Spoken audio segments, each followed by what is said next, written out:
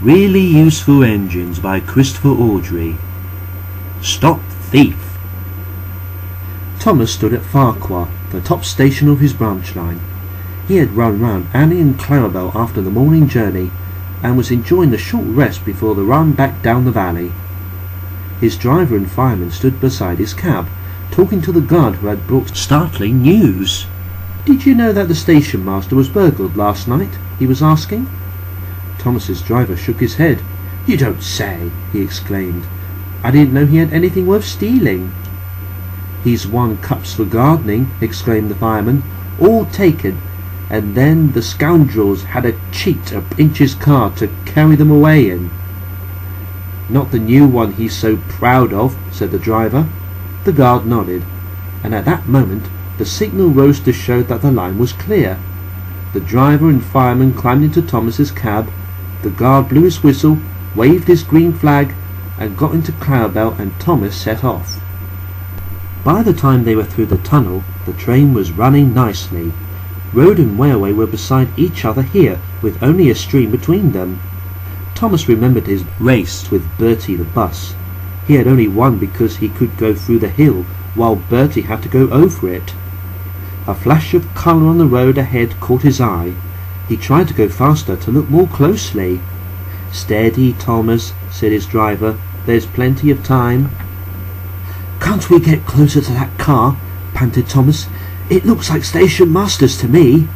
"Lots of cars look like that," laughed his driver, but he opened the regulator and they began to draw level. There were two men in the car. They waved when they saw Thomas and tried to go faster.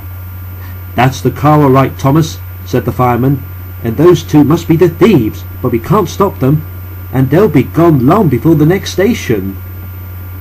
"We need pencil, paper, and something to put a note in," said the driver. "We'll throw a message out at the next signal box." Quickly he wrote the note, and they put it in the fireman's empty lunch tin. Then, drawing ahead of the car, Thomas whistled to attract the signalman's attention. They slowed so that the fireman could throw a box up to him, and they were past. Both driver and fireman shouted "Police!" at the top of their voices. By now the stolen car had gone well ahead, and Thomas did not see it again. But the signalman telephoned police headquarters at once, and the thieves were stopped at the road, block after 10 miles further on. That afternoon the Fat Controller travelled in Annie to Farquhar. When he got there, he and the station master climbed onto the porter's trolley. They told the passengers the whole story, and the station master thanked Thomas, his driver and his fireman for their prompt action.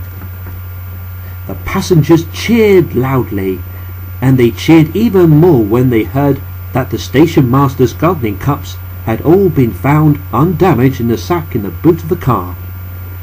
"A long time ago," said the Fat Controller, holding up his hands for silence, "Chalmers show how valuable he is to the smooth running of my railway.